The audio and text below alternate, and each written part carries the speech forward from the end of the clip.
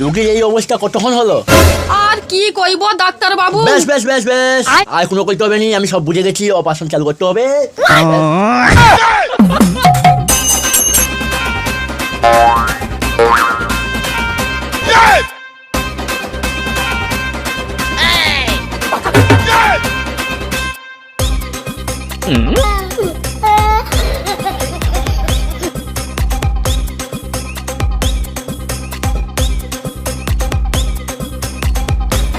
হ্যাঁ, বাড়ির লোকটি আছে।